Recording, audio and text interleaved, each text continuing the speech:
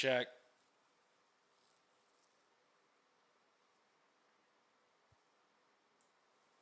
Check. Sounds great.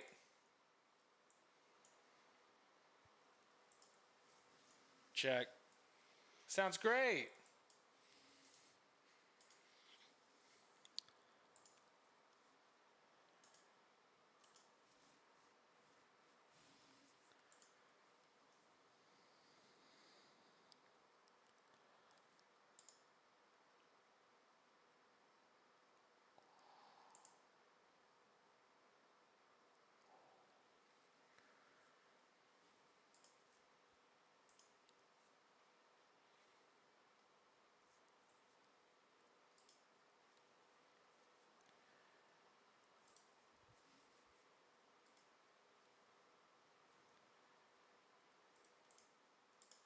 All right.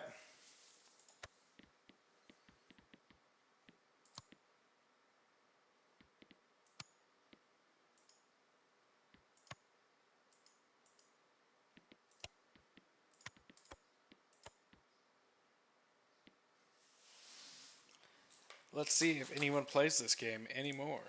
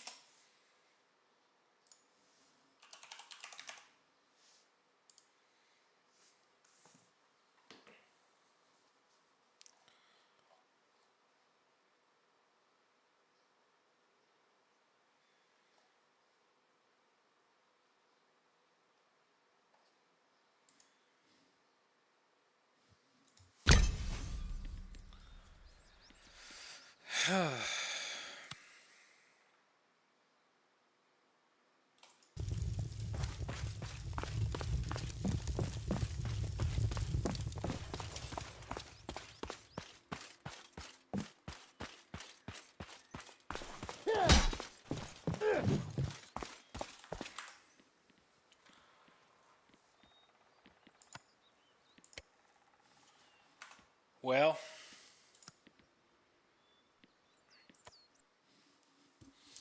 that wasn't great.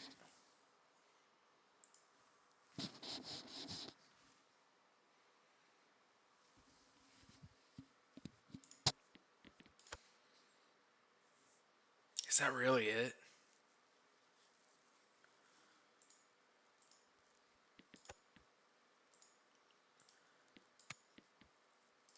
Wow, dude, nobody plays this shit anymore.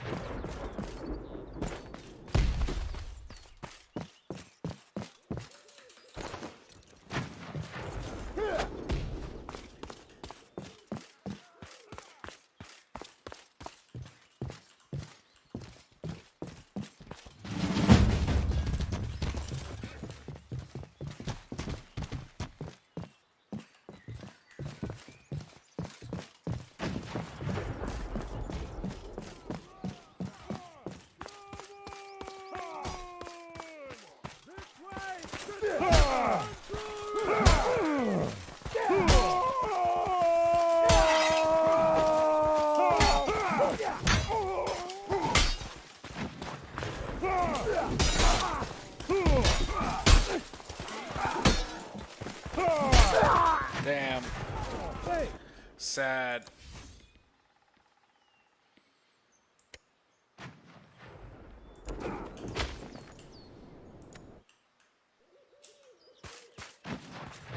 I have to do better. Oops.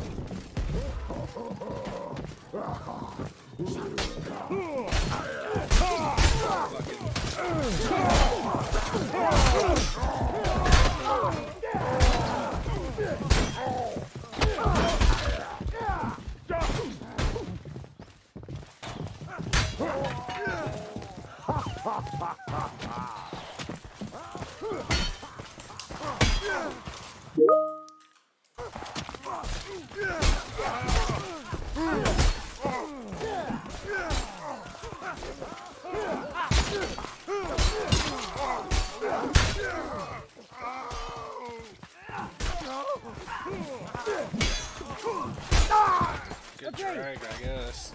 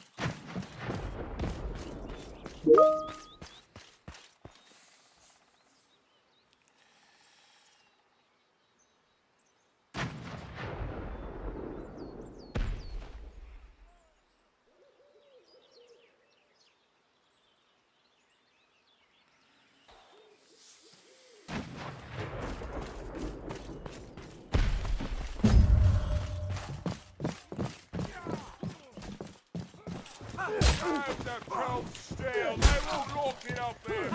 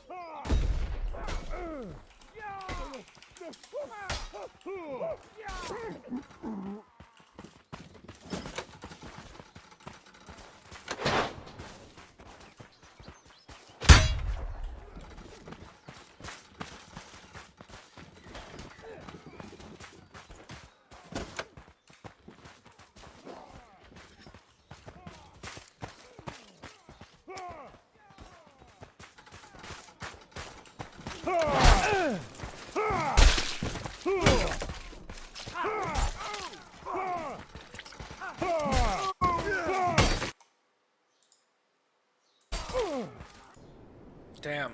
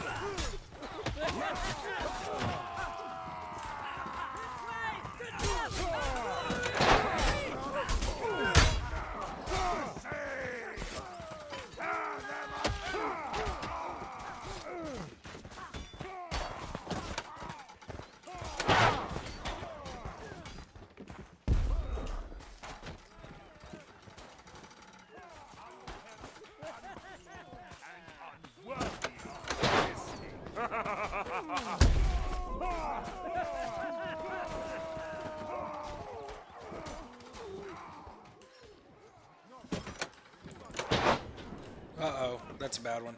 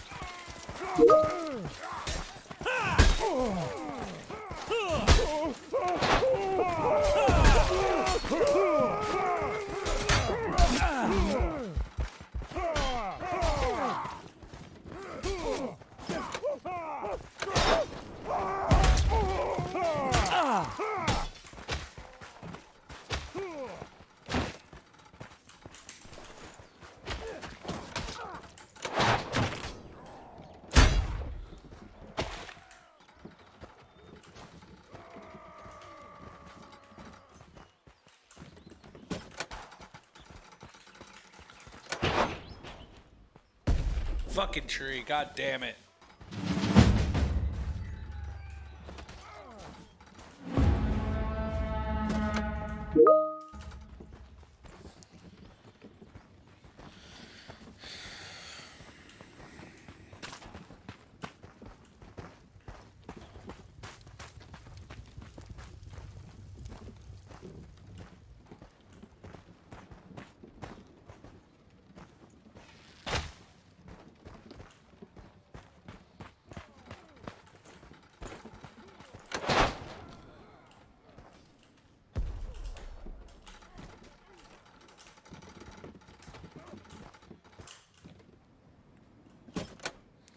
Come on, catapult.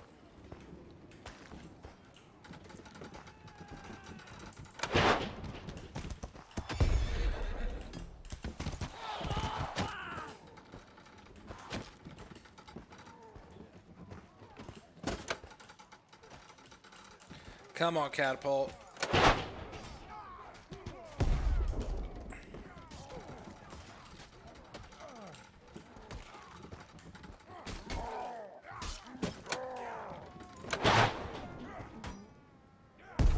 No.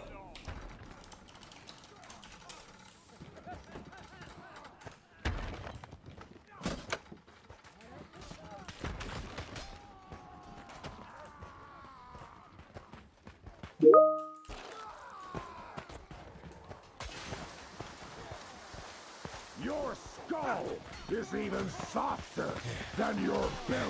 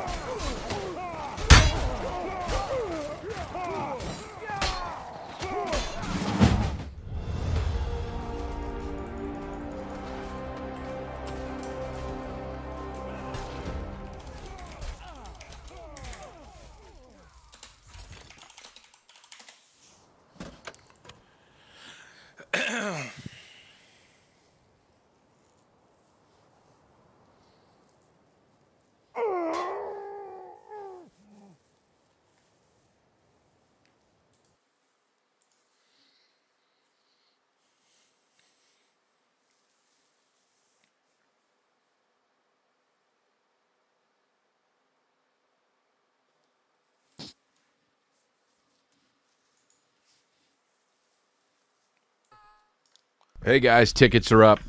Chrisalia.com. Hamilton is almost sold out. We got Montreal, Edmonton. A lot of Canadian dates are about to sell out. Canada, love you. But they're all. I'm coming up on. I'm doing Ohio, and I will be also in a bunch of different places. So go to Chrisalia.com. Salt Lake City. You know what I mean? Figure it out. But thank you very much, and also welcome to the next episode of Congratulations.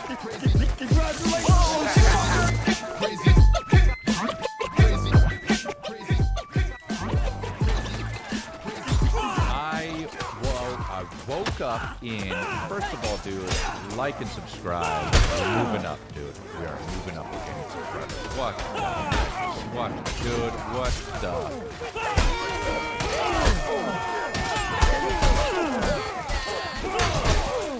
So good singing. I love it. But yeah, dude, that's what's up. We enjoy your viewership and your also your subscription and all that. Whatever, it doesn't matter. But you know, it does matter, honestly. Let's go. Really, I woke up in a great mood. It was really nice out.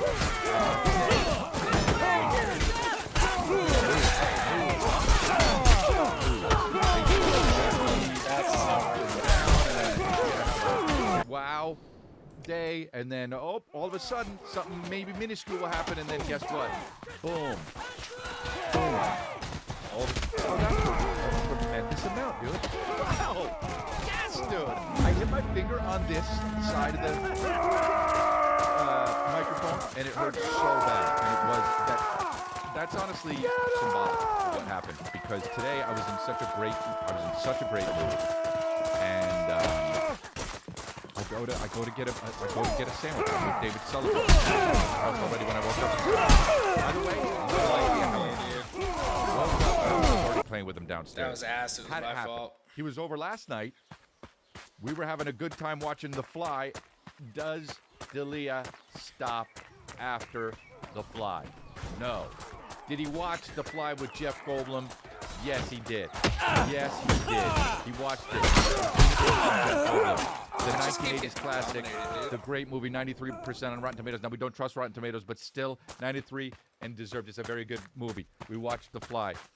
Does D'Elia stop there? Not if there's a sequel. Not if there's a sequel. Now, is the sequel going to be good from The Fly?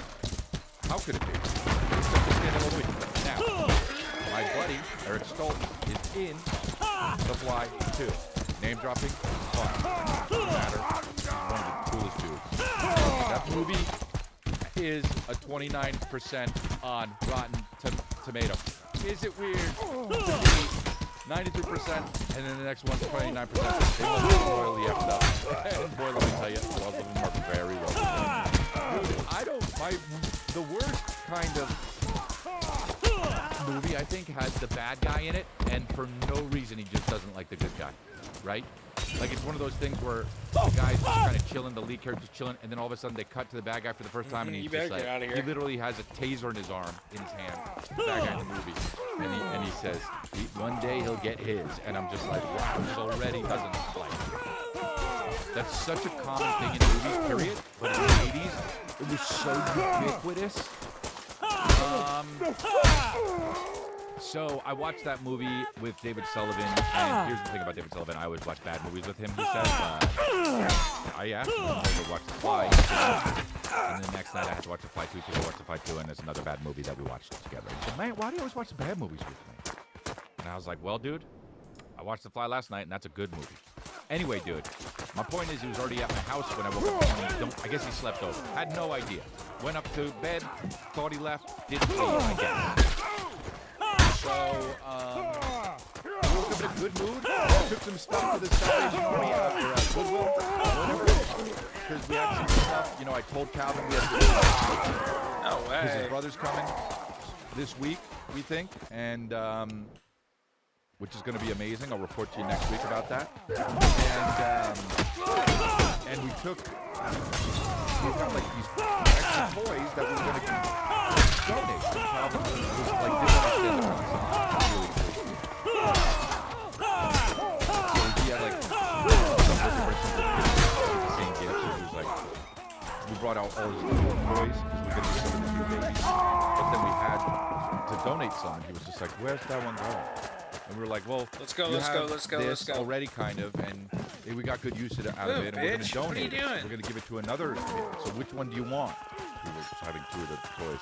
So which one do you want to keep? And he goes like this. Both of them. Dude. And we're like, yeah, but it's kind of the same thing. And so we're going to give one of these to another kid. And we were like, you kind of got it. We don't know. So we're just like a kid in need. You know, some kids don't have toys. They don't have many toys. And you have toys. You're very fortunate. And some kids don't have toys. I don't even want to be giving myself at this point, right? And now I'm sad. Well, because some of the parents, you know, they can't afford it. Now I'm feeling bad. My son just has to buy. And it's not even a fault. I'm like, we're just going to give it away. Oh my God, dude. No, but I was like, you know, we got to give it away. So we gave him one. Which one do you want? He looks, and he's just like, after a long pause, he was just like, the yellow one. So we're like, all right, we'll give the red one away. So we gave the red one away. Anyway, I drove to Salvation Army. Or, no, Goodwill. It's a sign. It's like a G. I think it's just a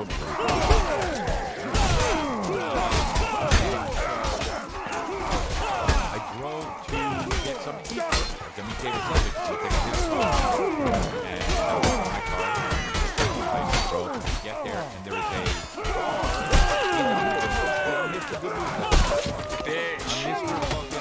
I'm driving down the street and it's like that song. You think you are.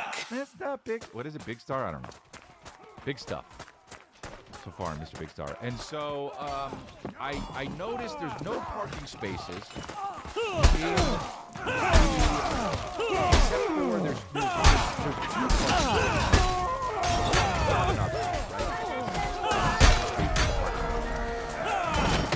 In the middle of the two spaces, there's a car. And I'm like, wow, what a piece of shit, right? That's somebody parked. But then I'm like, you know what? Oh, you fuck! It might not be their fault. That's the worst thing about parking. Sometimes you think when somebody parks like an asshole, it's their fault. But it might actually not be. Right? It might be the person who parked before them next to... You don't know who parked first. Maybe it's the person next to them. And they may do the best thing that they could. So really, you don't get to be mad at that person. So when I see someone park shitty, not only am I mad that someone parked shitty, but I'm mad I don't know who. And then I'm mad because I don't know what to be mad at. So I've got like this anger around me. And where does it go? It's kind of in me. So I'm like, all right, so I don't know if they parked shitty and then the person... Man. Because they were forced to park shitty, and then the person who actually parked shitty left already. You feel me? So I drive up to the car, and I notice the window's open. And I notice there's actually someone in the car. So now I'm like, okay, piece of shit is definitely in the car. They could have moved the car. But whatever. Maybe they're just chilling and they don't even know that I'm there yet. So I try to park and I realize it's too difficult. I don't want to ding them because they're slapping in their faces, right? And I don't want to ding them. I'm gonna ding them. So I pull back out. I roll down my window and I say to the lady, there was 2 people in the car. One is a lady and the other one I don't know. Turns out she's a lady, but I don't know. Damn. And I say to her, from my car behind me, I say, excuse me, do you mind backing up a little bit? And then I hear her say something, and then I don't know what it is.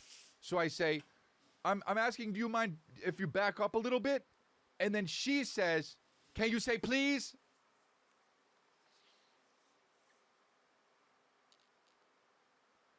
Anger activated. All right? Can you say please? So I'm like, huh. So now I'm like, wait a minute. Certainly, she can't be this big of an asshole, right? So I must have been rude. That's the only acceptable reason why she would say that.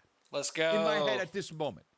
I must have been rude as shit. But then I rewind in my head. That's a good weapon. The last 15 seconds. Scimitar And not only did I say, please move. Archer. I said, Giant Knight. not only did I say move, I said, do you mind moving spear, back a little bit? And then I think, wait a minute. She saw me struggling first. Anybody who is not even a nice person, but a person, would see someone struggling and then go, oh, I better move back because this is going to be uncomfortable for them. And me, in effect. So I say, do you mind moving back? Then I say it again, because they didn't hear what she said. Then she said, can you say please? Time to get the pokes on. And then People I don't said, know about these pokes, bro. I think I was polite. She said, right here. And I said, okay, I'm going to be really uncomfortably close to you.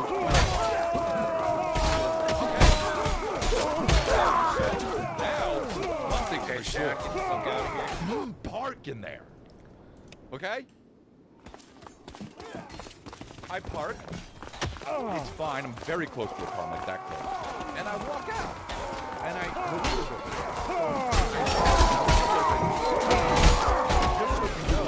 Oh my god, dude. Just a fucking... That's just morph spam. She cut me That's off and all she it said, is. I don't care. And I said, yeah, I understand that, but you could get a ticket. You may not care, but someone who's given a ticket may care and give you a ticket you have to pay money for. And she says, I said I don't care, right? And I said, I'm just trying to help you out. And she goes like this, back up. I said, okay, back up.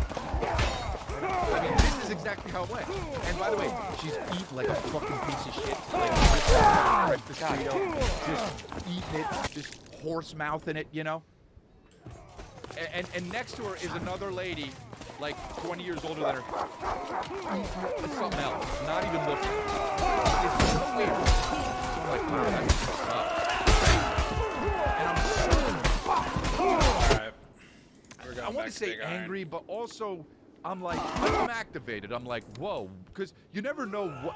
Look, I asked her nicely, do you mind moving back? Because by the way, I understand saying please, and I'm all for being polite, but if you say, do you mind, that takes the place of please. She was already being shitty because she saw me struggling. I'm pulling it out.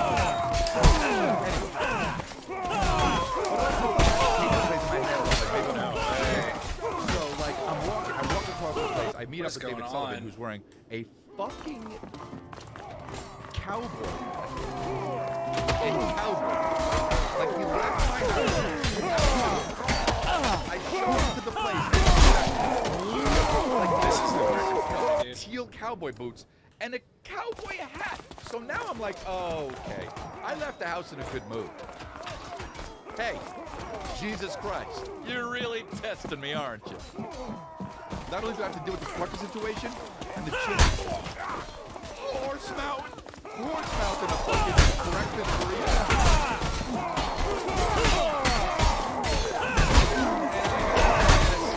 You know...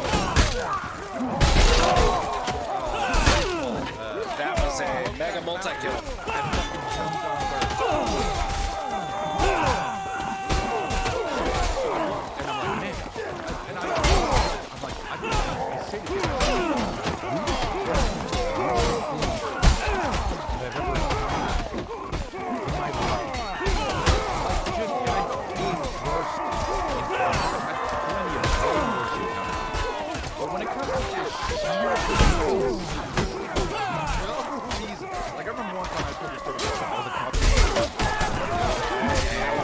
And this Beverly Hills lady came in and just stood right in front of me in the line. And I said, "Oh, excuse me, ma'am. I was in line." And she looks back at me and she goes like, she literally goes like this. "Oh, no, you weren't." Like, I'm a silly goose. So that was so rude. This was like, oh my God, right? So I'm in there. Now I'm just activated and like, I felt like, God damn, dude. if this happened out of nowhere, what the hell else could happen in the next few minutes without, I don't know. So I get there, I say, David, exactly what happened. And I'm like, what happened? Was that okay? Like, was I shitty or something? Did I do something wrong? He's like, no, it doesn't sound like it. And so now, and then all of a sudden I get very sad. Like, sad for this woman, sad that this situation happened, sad about how her life must be so hard. And then I'm like, maybe somebody, maybe she just lost her father, right? You never know what people are going through. But then I'm like, I just, something like that happened to me. But that anyway, that's shit. So I'm so sad. Now I'm so sad for like 2 hours. Like 2 hours I'm spinning out about this. Dude, I almost start like I can't stop thinking about it. I'm emotional about it. I'm like, and I wonder if this lady knew what my next 2 hours was like. You know? She probably wouldn't give a shit. It just was so wild that people were so... Dude, it was so weird. You know what she was like? The fucking bad guy in the beginning of The Fly 2. For no reason, she just didn't like me. Just insane. So then, I texted Chris about it. Oh, that's okay, you know. Like, don't let people derail you from God damn it. your journey and your happiness. And I'm like, yeah, you're right. And so I was like, so what do you want me to pick you up? That was just so bad. And she wanted me to pick her up something. I go to the counter of the fucking place, and they're like, sorry, the power doesn't have it. Another place, I walk into the sweet and the guy, dude, I had on this is what I'm dressed like, but I also got the tattoos and yadded up, and the necklace was ridiculous. Whoopsie daisy, they're red. And I got fucking cargo pants that they're out at the end, but the shirts all go tight up, and they got patches of white paint on it, and the fucking the matching socks to the shirt. And dude, yeah, I'm stripped out, but I'm not thinking about it. I ordered some sweet greens, and the gay dude behind the shit that didn't even have with me, he goes like this. I really like this guy. And I'm just like, bro, you know what? Move it up. Made me sad and then immediately made me happy. But then I'm like, hey, Chris, what are you doing letting people Hey, Chris, what you doing letting people accept or not accept it? You're making it so that affects the rest of the whole What you doing, me? Hey, me! Be happy on me! Work your shit as best you can. Work your program. Keep your side of the street clean best you can. You do it, let random people make you feel better. Come on, man. Wars for, hey, me! What you doing? I gotta get over this shit, man. I gotta just like, you know, and fuck this. I'm not trying to be a self-help guru, but man, you gotta let people, this is why I say grow or die, dude. You gotta fucking work your shit. And you gotta help as much. My wife last night was just like, He's like, what do you want in life? And I was like, I want to be and everybody around me that are close friends and family to respect me and love me. And she was like, you're not going to get that unless you feel good about yourself. God, mother. No, don't be saying that stuff, dude. I know it's true, but also don't be saying it at 1 a.m.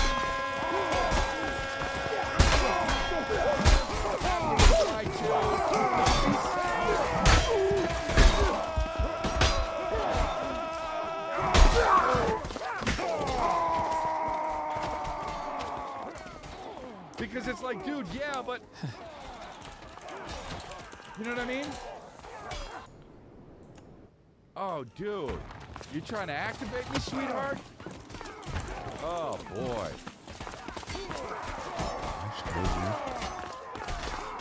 So you just fucking take the good with the bad, but you can't let it affect you, and then it's like...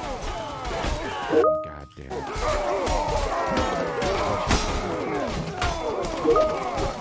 There's nothing to do with it, right?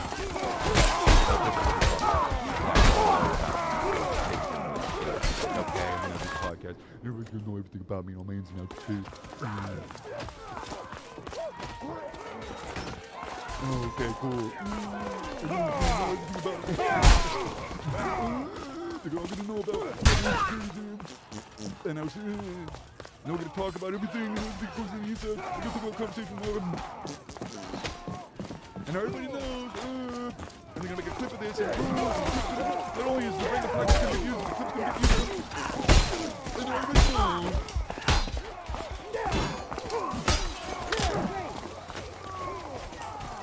And then I gotta fucking go on Instagram and say, oh, a bunch of blue check mark fucking guys are liking my shit. And I'm like, wow, that's amazing. And then I go find out that everyone bought them.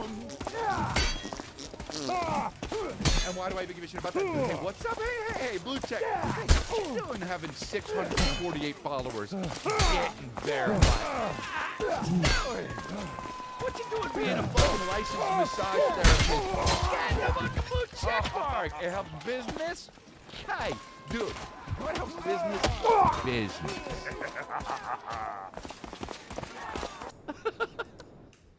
You know what I mean? Hey, you know what helps get business? Hey, you know what helps business? Business, dude. Okay?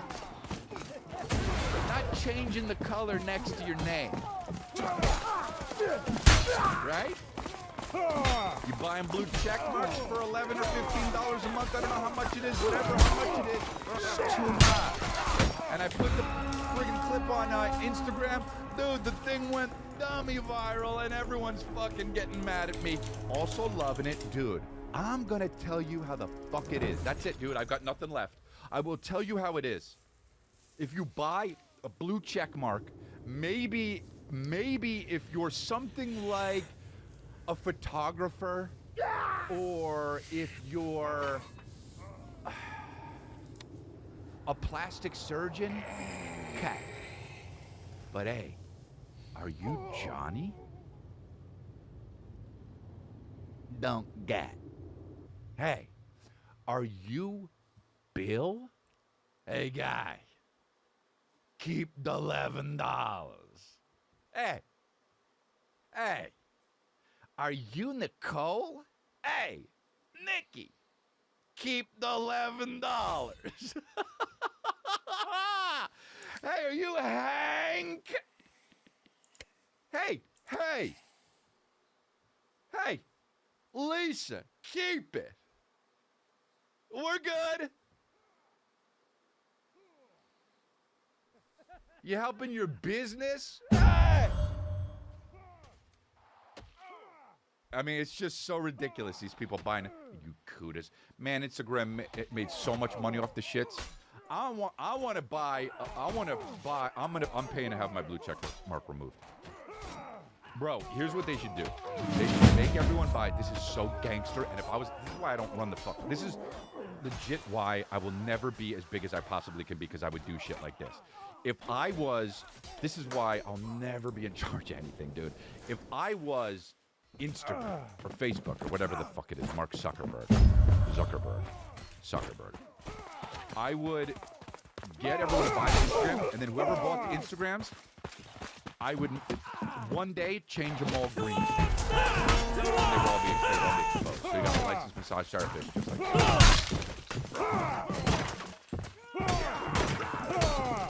some leases, sorority house. Oh, wait. I don't understand it.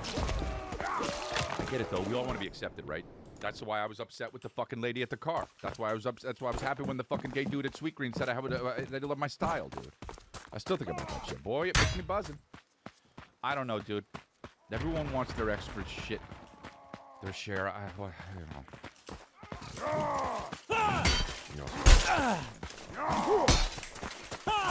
Did it through having sex?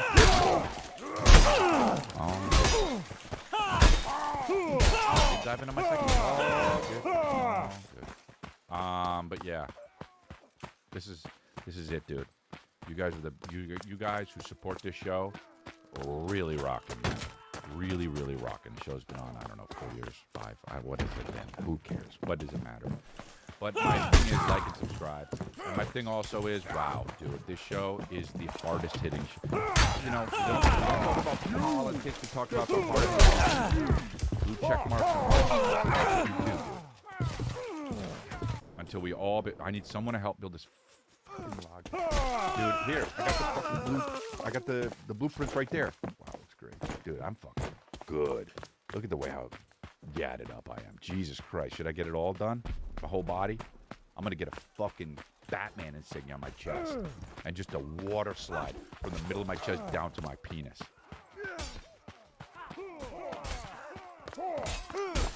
That's disgusting.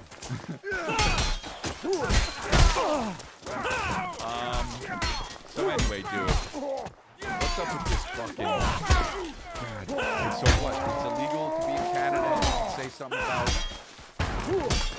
trans people or what? I don't know. It's like they were just like you can't say. I don't. Dude, you know what's also? You know what's violence? Violence. Here's the thing that our violence is: stabbing someone, choking someone, shooting someone, smacking someone. You know, hey, doing this, hey, fuck you, that's not violence, okay? Now, granted, there's a sliding scale, all right? If you're out there trying to incite a mob, yeah, I don't think that should be legal. Hey, come on, let's get them. That's violence. Hey, look at those people who aren't dressing the way they should. Look at the people whose color aren't a shade to my liking. Get them. That's violence. That's the kind of non-silence that's violence. But the second you just are silent, that's not violence. Silence is violence? No. Not silence isn't violence either. That's how much you know silence isn't violence. Silence and not. They don't want you to be talking and they don't want you to not be talking. No matter what, you're doing violence, right? That's basically what they're saying in Canada. Because they passed this rule to where if you're around like 100 meters at a if there's like more than 3 trans people together and you say something against trans people, you go to jail or get fined or something. And I'm just like, okay. So look, you're talking about free speech and all this shit. Fine, you know, free speech, and people are like, you know, they're taking free speech from us, dude. It's gone already. It's gone. They don't have free speech in Canada. Now, I am on tour in Canada coming up in September, October, whatever the fuck. I'm going to go out there and I'm going to fucking let them have it the way I do. All right. I would never, right? I'm sure under the arts it's okay. And it's not like we're doing a big trans. By the way, I love trans more than regular people. I love them more than regular people. But it is hilarious how at the fucking thing they were like they were like having a political rally and they were like, because we think it's violence if they say that, and they're like behind them, it's like the people that they pick of the trans people to represent the thing, it's always they look like the Fifth Element, you know. It's like Rainbow Bright, and it's like, okay, even if a chick that identifies as a chick that dresses like this, you'd be like, whoa. But if you say whoa, because, you know, They'd be like, that's violence. You're like, all right, you know, how about this? Too much makeup is a lot, right? You know?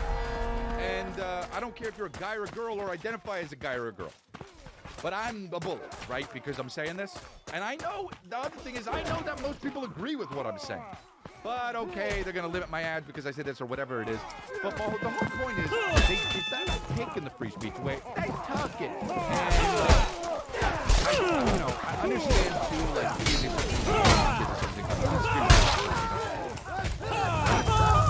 that's definitely a slippery slope because if they, there are companies and they can do what they want. The second you start caving to things, I do think, though, that some things, I don't think you should be able to say whatever the fuck you want on certain platforms because it definitely leads to death. But, I don't know. I guess there needs to be a better system figuring out things to be said, right? Like I said,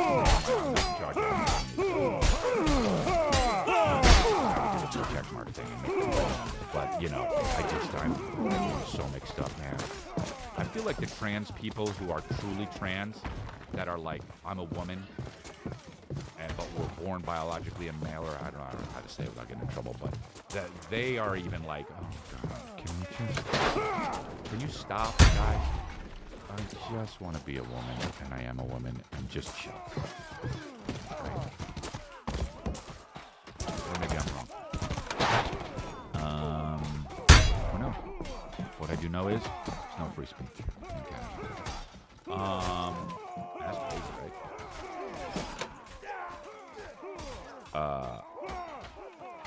That's the Coachella lineup. Let's look at it because it's always good for a laugh. Wait a minute. Coachella 2020. Is this it? This is always good for a laugh. Because, I'll tell you why. Because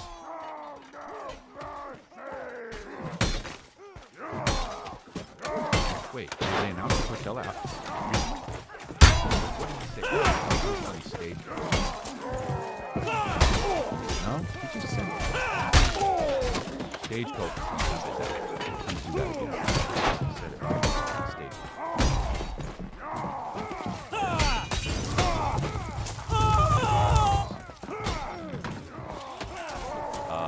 Yeah. I guess it just came out. I mean, he would know.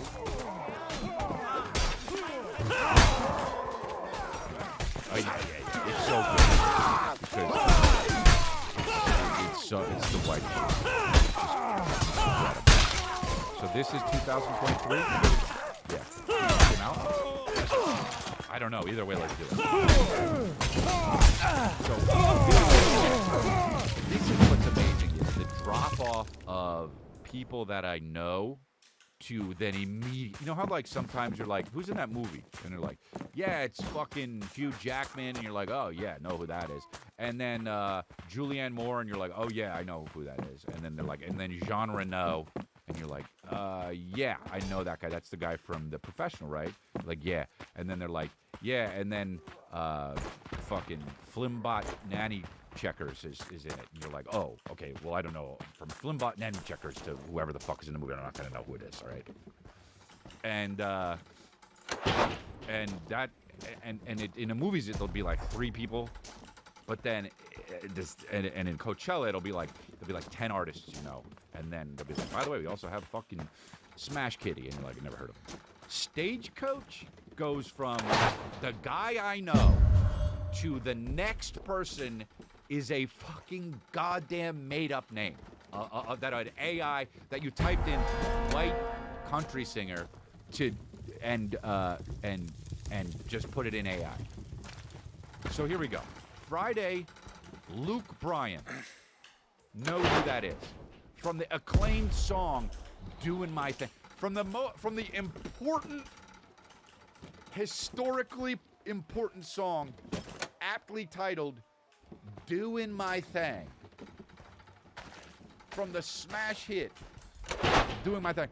Luke Bryan, from the most, not only regular name, but regular looking guy and regular music.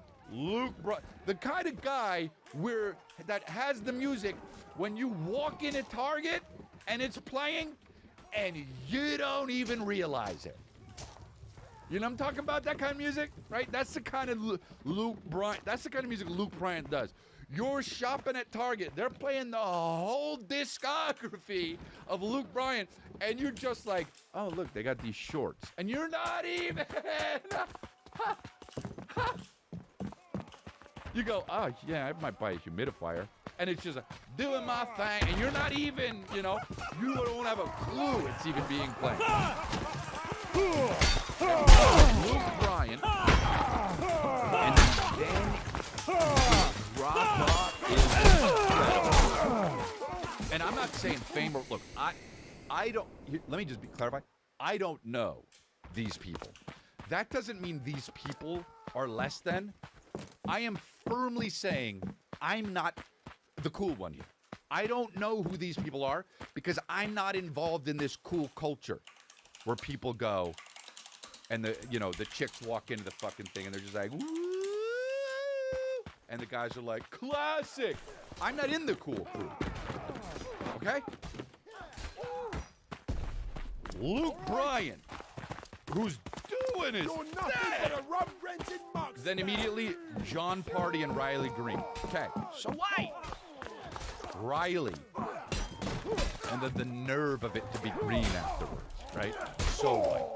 There's never been someone with the last name Green that isn't white, by the way. Then, ZZ Top. Okay, cool. I know that. Yeah, occasionally they'll pepper one in. El King. I think I've heard the name. Then we go Breland. Could be an amusement park. Have no idea. Welcome to Breland. Here's some Gouda. Enjoy the Swiss cheese train. Then there's Melissa Etheridge. Of course I know her, okay? Because it would be absolutely a hate crime. Then, here we go. Now, this is when it gets good. Priscilla Block. Huh. Priscilla, daughter of Mark Block. Mark Block here. Okay, so Priscilla Block, then Sammy Kershaw. Wow, this is already goddamn hilarious. How does it happen? Then Ian Munsick. And then Nate Smith. Regular! Dude, it might as well put, hey, dude, you ever heard Regular Normal? Oh, who's that? Oh, just a guy. His name's Regular Normal.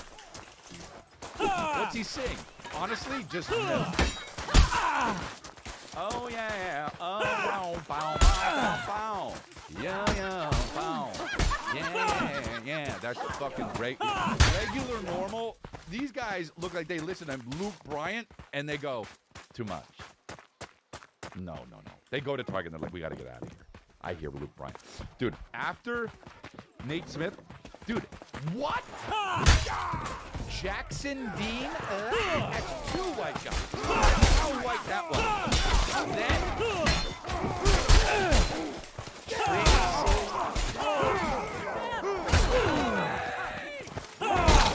Mattel.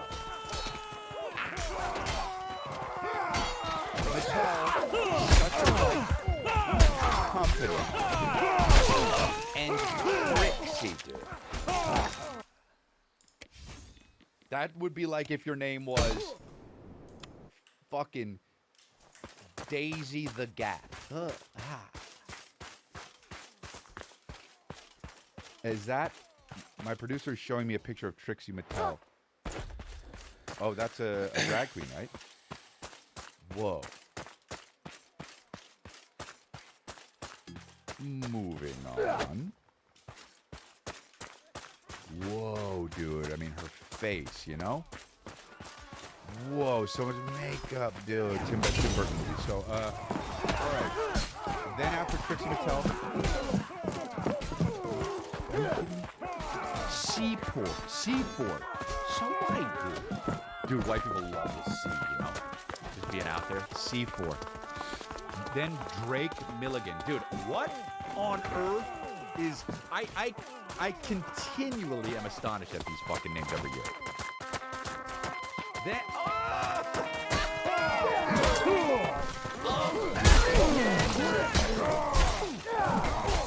Aquarium! That's the whitest... What's whiter than an aquarium? And then American Aquarium. Holy fucking shit, dude. Oh my god, American Aquarium.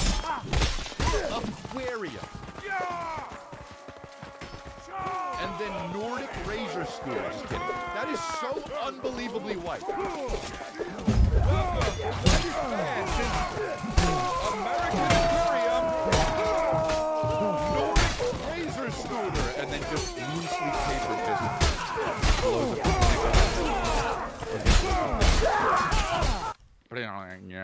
With like a little guitar twang. Oh, this is fucking insane, dude. Are you kidding me? They're fucking with me now. Flamin' Groovies. Oh, dude. German exchange students. Hello, we are the Flamin' Groovies. We do country in Germany, too.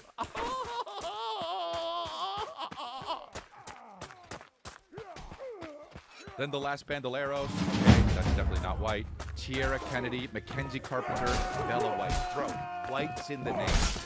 That, there will not be, Saturday, April 29th, cannot top white. Let's go. Kane Brown. Already, first one, don't know what it is. Remember, that's on me.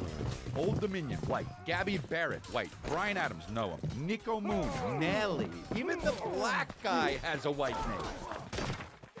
Nelly. That's the name of a baby. Then Morgan Wade. Okay. Mary Stewart. And Fabulous Superlative. Wow. Mary Chapin, Carpenter, know her. Cameron Marlowe, Nikki Lane, Corey Kent, Lily Rose, Restless Road, Cooper Allen, Adriana, Jamie Wyatt, Trey Burt, Logan Ledger. Bro, these are unbelievable. Let's go to the last one. Here we go. Chris Stapleton. I don't know who that is. Brooks and Dunn. Know who that is. Parker McCollum. Gone. I'm gone right there. Parker McCollum. Nope. Tyler Childers. Snowbike. Turnpike Troubadour. Diplo. I know Diplo. That's not country. I guess he could probably do some country shit. Lainey Wilson. Some of these names are so white, I feel like they were already in it. Maybe they weren't. Ryan Bingham. Parmalee. Bailey Zimmerman. Luke Grimes. Valerie June. Warren Ziders. I mean, dude. Sierra Farrell. 49 Winchester. Tyler Braden. Dude. Madeline Edwards. Caitlin Butts. Nick Shoulders, dude. Body parts.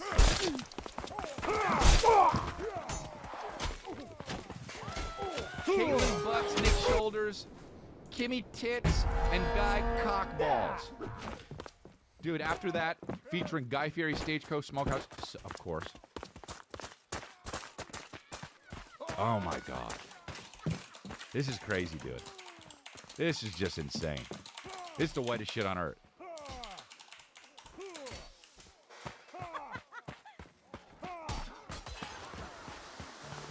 Okay. How does it... they continually outdo them. Headlining a sweaty doing that. That was a funny thing. Ha ha ha. I gotta blow my nose. Let me take a break. All right, I'm back. I had to blow my nose. Yippee. Dude, what's up? I forgot about this, and I definitely wanted to talk about this. My producer just reminded me. What is up with...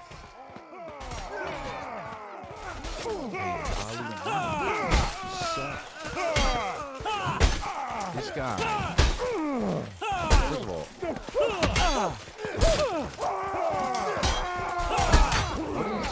I apologize for asking a young boy to suck his tongue.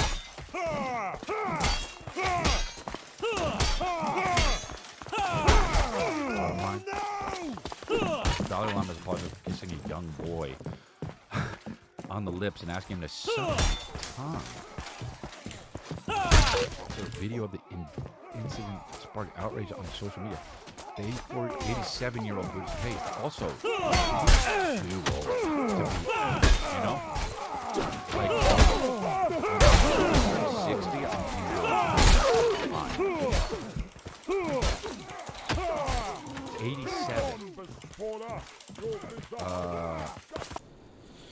The 87-year-old Buddhist priest regrets the incident and wishes to apologize to the boy and his family as well as his many friends across the world for the hurt his words may have caused. Oh, His Holiness often teases people he meets and having His Holiness, you know? That's 2023. His Holiness. Imagine being okay with being called His Holiness. Imagine being somebody that His Holiness, you're not. Get the fuck out of it.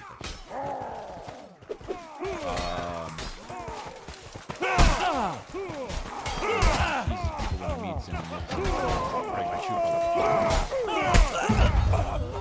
Sorry guys, my shoe fell off.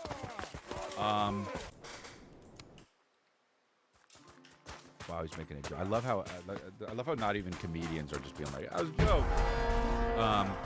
A video of the incident shared widely on social media shows a young boy approaching the Dalai Lama during an event, asking him for a hug. The leader calls him on stage and motions to his cheek. First here, the boy obliges him to hug. Continues to fold the boy. The leader then motions to his lips.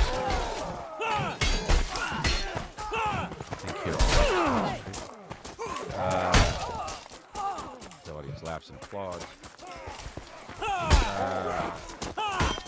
The Dalai Lama pauses and adds, and sucked my tongue.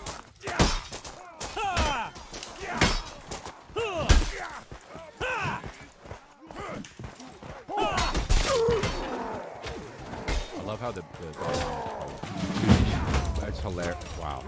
You know? How is this? This is a real video that they have.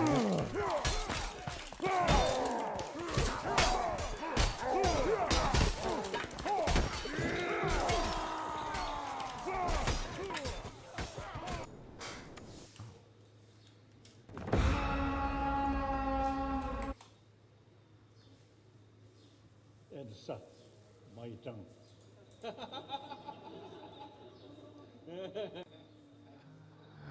Wow. The weirdest part was how long it took him to say it. Oh. I mean. Oh my.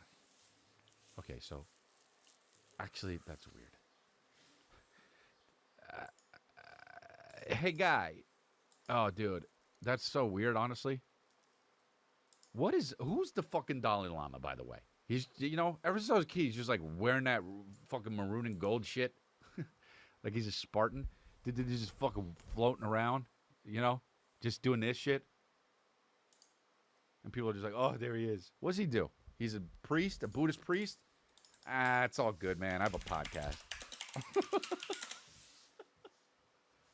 Dude, I'll only have a guess if it's the Dalai Lama.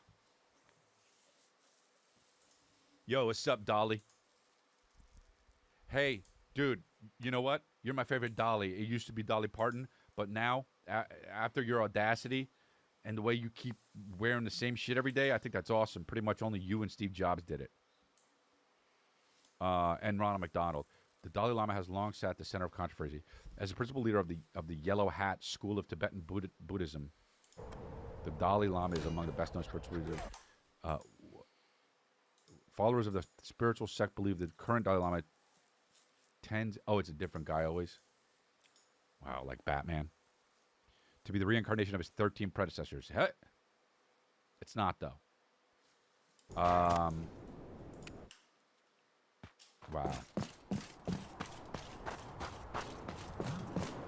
Dude, he said Europe belongs to the Europeans, which is hilarious. People got mad at that.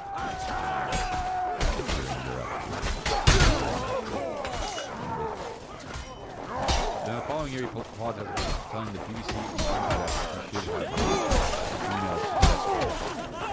successor. He should be more effective.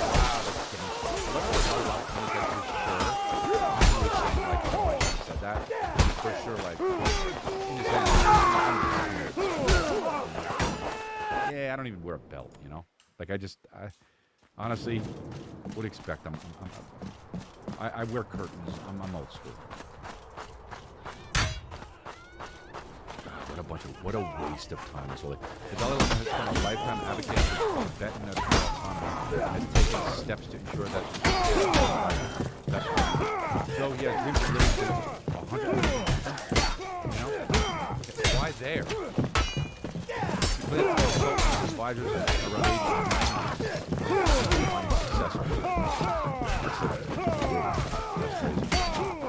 Look, guys, I know I'm going to be gone for a day later, but when I'm 90, if I start asking kids to suck my tongue, that's when we gotta really get it.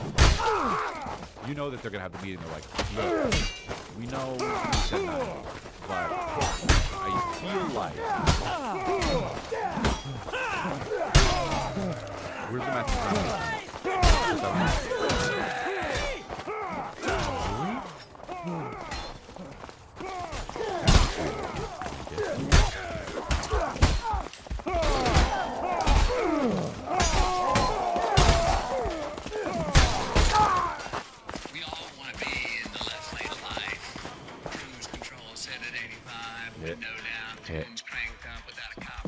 Saying nothing. That's a green light. A song. We're going to talk about fast life and how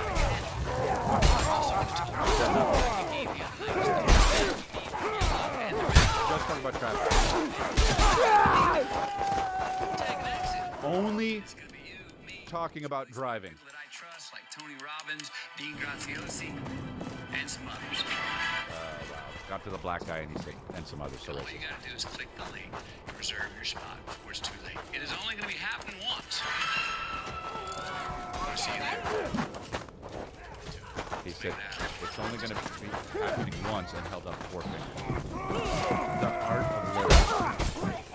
I like him about, dude, only talk about traffic. You know, a lot of people want to drive in the left lane of traffic, just cruise, you know what I mean? But we got to talk about those other lanes.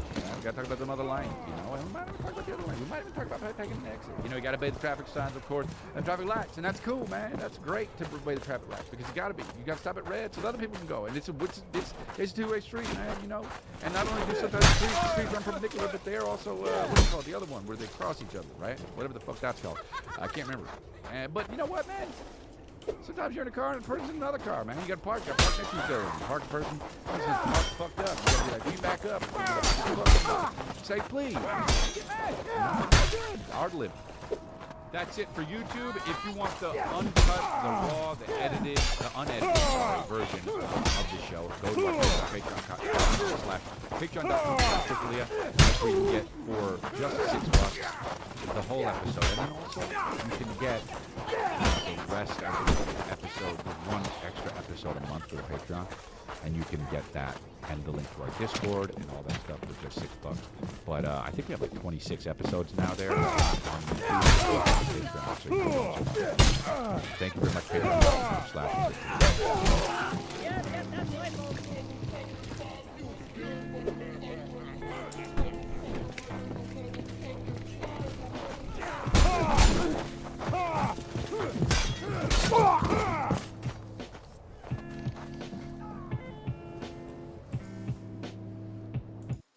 What's up, everybody, and welcome to Flagrant. We're sipping on spritzes. Summer is upon New York City. The mood is high. Izzy is now the middleweight champion. Let's fucking go. In time, played the ultimate dragon. Unfortunately, he is not with us right now, man. We tried. Big letdown. We tried. You gotta let that man celebrate the way that he wants to celebrate. Let's talk about it.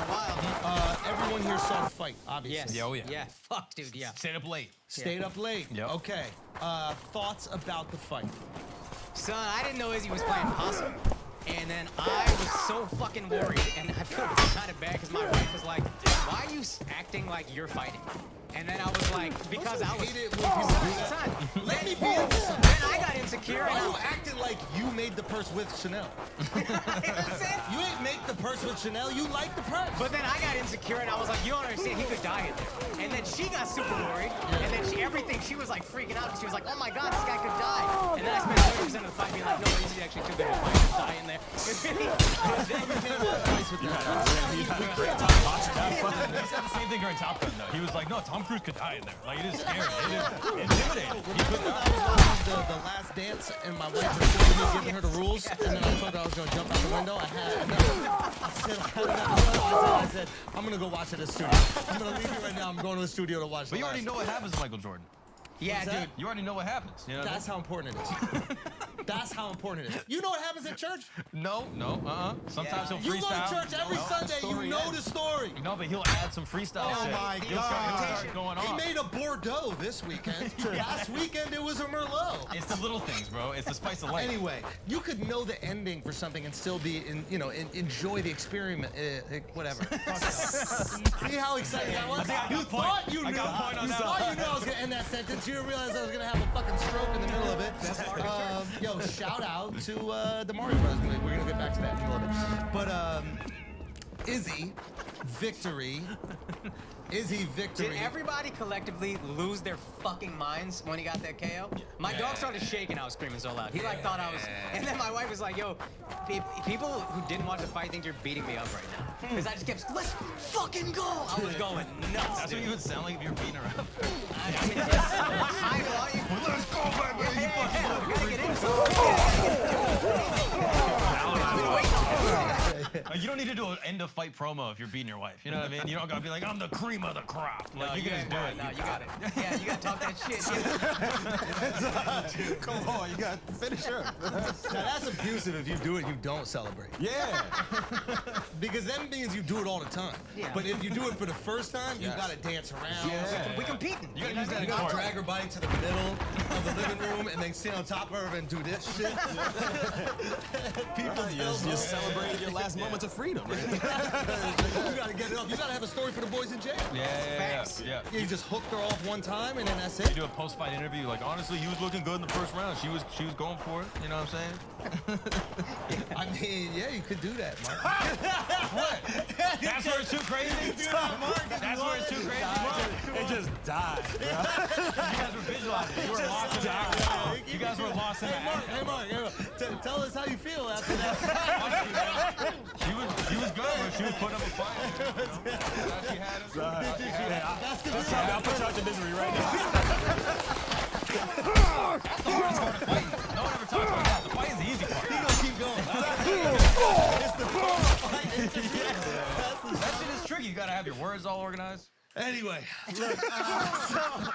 Golly, bro. Did you get beat up by your wife last night? I'll be honest, man. It was a tough fight, bro. I'll be honest. It was good. All right, so in the fight, Izzy said he was playing possum at the end. Yes. Part of me is like, I believe you. Is he bullshit? The other part is like, bullshit. He caught you with a mean leg kick right before. He landed a couple punches right before. Now, I will say this. There was another time where Pereira was closing the distance on Izzy. And then Izzy put his hands up and then started swinging with him and just exchanged. This was earlier in the fight. But that time, I think he went into it. Like He leaned into it, leaned into but it. and he got caught, but still he exchanged it. And I remember at that moment, I was like, oh shit, hold on, he's gonna trade with him? Yeah. Because that's a brave thing. Yeah. The guy who has knocked you out once, cold. Yeah. Last time you guys fought, KO. Basically the same way. Like, up against the fucking gate, like, trying to slip punches. Exactly, right? So that was the moment right there. Like, the knockout, it was one of the most brave things I've ever seen, and also, like, one of the most, like, cognitively aware things I've ever seen. Like, he gets hit by a few different punches. He gets kneed basically in the fucking cheek, right? He gets a left hook, a deadly left hook that hopefully he blocks a little bit with his hand. And then he does this great thing. He sees that Pereira is loading up the left hook again, and he does this quick little pop jab, and then that perfect right hand comes over. He rocks him, and he falls in the same way to when he knocked him, or we almost dropped him in the first round of the other fight. But this is the craziest thing. The second right hand he lands, I've only been able to see the punch at 0.25 speed. Yeah. The punch does this magical thing. And this is where, like, I don't know if he's watched so much anime, it's starting to, like, manifest itself, but, like, and I mean this sincerely, if you watch at regular speed, you see the punch get thrown, and then from about here to when it hits his head, just disappears. I don't know if it's a glitch in the camera, I don't know what the fuck it is, but if you watch at regular speed, the punch starts here, disappears, and then ends up on his head. Watch it, bro. Can we pull it up? I have to bring it down to 0.25. It could be my account. I gotta talk to them for the mouse. See what I'm saying? Yes. Computer can't process it. Punched him 5 times.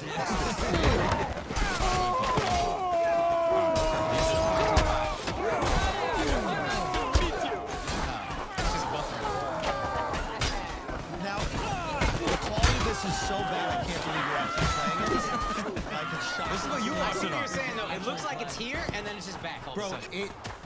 I'd watch it at 0.25 speed. That's the only speed where I can actually see that second right hand connect. It's the fastest punch I've ever seen. Yeah. And then game over. And then celebration. Crazy. Unfucking believable. The celebration is like, I mean, The whole storyline. I mean, I understand the liberation. Right? If you go back to our first interview, I asked him, because I didn't think I knew, but I asked him if he was a big deal. He goes, yeah, I remember that. Right? I went and I think looked it up afterwards. I was like, who is this motherfucker that's beating Izzy, right? And I saw the count. And imagine it. You're on top of I think at one point he was probably pound for pound #1. Everybody's going, nobody can beat you at middleweight. It's absolutely impossible. You're the fucking king. But you know in the back of your head there's a guy that's got the best. You probably got the best of every other person that you fought. Maybe you lost a shitty decision. Maybe you lost a shitty decision in China where she was corrupt. But there's a guy who KO'd you, and you haven't gotten that get back yet. And then you fight in the UFC, and he takes everything you worked for. And now people are trying to question you on the fighters are starting to question you. just like last time we were beating him up the whole fucking Exactly. You're a minute away, or a minute and a half away, or however long away from actually getting that, what is the term? Getting the monkey off your back, right? So, and then to go in there and not outpoint him. That's what I like. He didn't win a decision. Out of the judge's hands. Night. Of all the weight class, all the belt holders in every weight class, he's beaten the most people. Did you see that stat? Whereas like he beat not like 9 finishes of 9 different fighters, whereas every other belt holder in every other weight class is like 3 finishes of people in the weight class. Yeah, because like belts be moving around so much. But it's just dominant. You have to be dominant over a long period of time, right? If you're fighting 3 times a year, you have to hold that belt for 3 years to fight 9 guys. That's if. Dana White was even saying afterwards, he was like, you know, most guys, they'll fight maybe once or twice a year once they get the belt. You know, they're living a good life. Why do they want to go out there and risk it? He goes, Izzy's out there 3 times a year.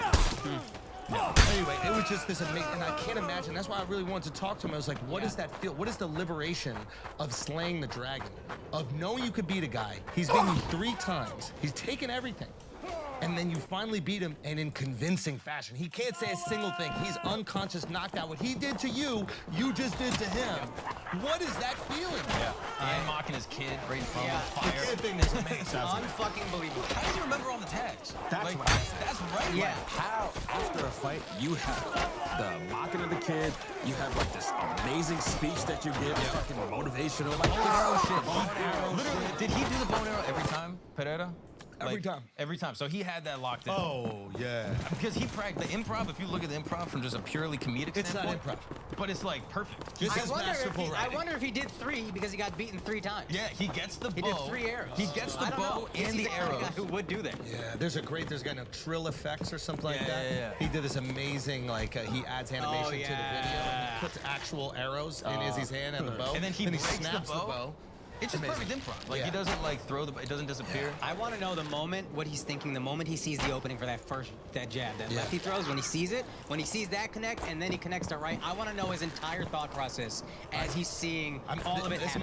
I'm imagining he sees Pereira loading up the left again. Yeah. Because Pereira lands a big left, but he blocks it. And he sees him dipping and load it again, and then it is just lightning fast. And I think it's one of those things, I think he made a decision, and I want to fucking talk to him about it, obviously, but like, I think he made a decision, which is, if we get in close, I'm not going to hold his hands. Remember, that's what he was doing before? Oh, yeah. We're swinging. Yeah. And he did it earlier. He got caught, but I was like, oh shit, he wants to bang with this motherfucker. He wanted to bang, but he also was keeping his guard up. And I love that's the difference. Like, usually he'll be like this with it, but he was like this. No, we're doing this. Yeah. I'm locked in, and I'm willing to take one to give one. And he got caught a few times by Pereira, and the chin held up. And I wonder if you get some confidence going, okay, he's hit me hard. He kicked him. Pereira kicked him once in the fucking head. And he got caught, but he, kept his cool. Yeah. But I wonder if that was in camp. It was like, yo, I'm going out. If I go out, I'm going out on my shield. Because you have to understand, when you decide to exchange with somebody in that moment, that's an all-in hand in poker. Because if you get caught, Someone it's bigger over. than you, stronger than you. And keep in mind, he's not imagining it's over. Yeah. He's felt it be over. Yeah. The bravery of sitting there in that moment and going, this is a 50-50. Either I'm gonna hit him and it's lights out, or he's gonna hit me and he just decides to do it. I'm prepared to die.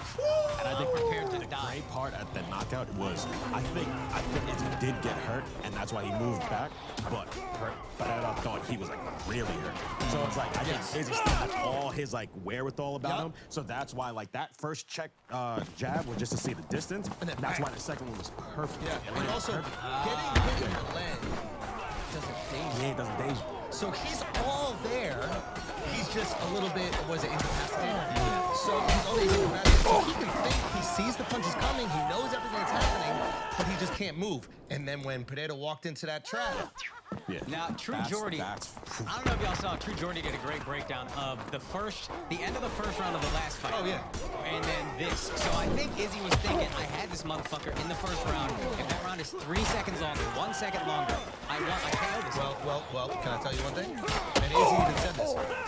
Izzy did something different this time. So last time, he hits him with that overhand right. And he'd been reaching for that overhand right in the first round, too. He'd be getting close, but Pereira was keeping distance. He hits him with that big overhand right? Wobbles him. What does he do in the first fight?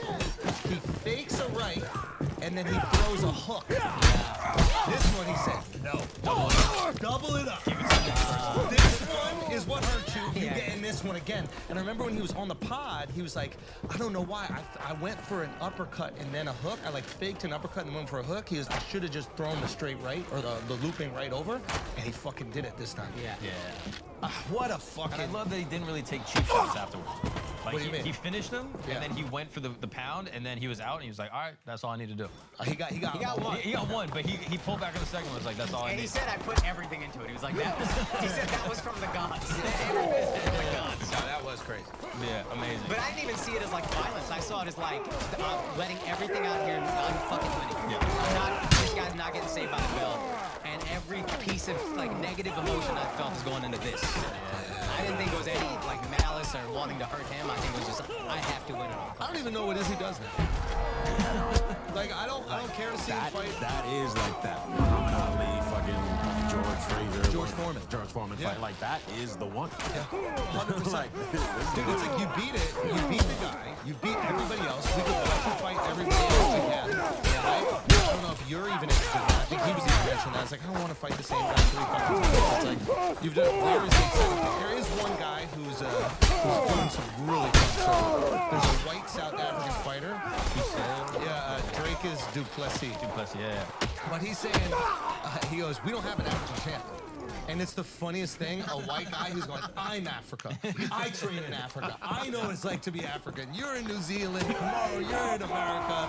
Like, I'm the only African that's going to bring the belt to Africa. But dude, the fact that a white guy is telling me that. I would love to see what a guy get knocked out. I'll pay for that. You have to. So maybe there's that fight eventually. You saw what they said about the oxygen thing? He was basically saying, like, when I came into the promotion, I had, like, a broken, like, thing in my nose. Like, my septum was all fucked up, so I could only get 8% oxygen, so my gas tank was up. Who said this? The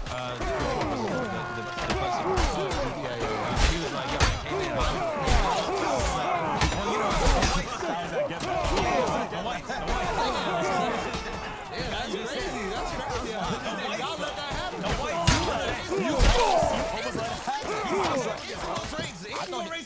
I'm saying he's African, bro. I thought he knew something I didn't. I said, oh, word? That's your word? Okay, go on. But he was saying when he came in, he go 8% oxygen through his nose, and then he just had nose surgery, so now he's like, but my gas tank is good. Dove, what's it like to get 150% oxygen through your nose? The world is my oyster. Asshole Army. We're getting back out. This summer, gearing up, very excited. First show's gonna be at VCon, okay? That's Gary V's thing. He's doing it at the fucking Colts Stadium. It's gonna be kind of crazy. I don't know what's going on out there. Then we're gonna be out there in northern Indiana, Gary, Indiana, at the Hard Rock Live Casino. Make sure you check that. Then we're flying out to Pechanga Resort Casino. That's out there in Temecula, California. Then we're going to be up in Reno after that. And then we got the Great Outdoors Comedy Festival in Calgary. It's going to be wild. We'll be adding more dates. Very excited to get back out there, see you all again, and just cook up the best show in the business, man. So this is my passion. This thing I love doing more than anything in the fucking world. So it's excited to be back out there. Can't wait to see you guys. TheAndrewSchultz.com if you want to grab tickets to any of those shows. Thank you so much.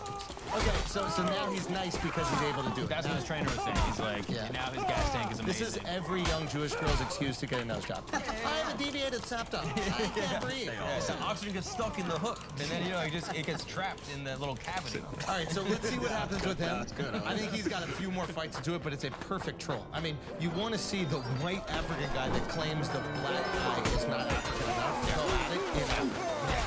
I mean, that's the whole concept comes out. Love that storyline.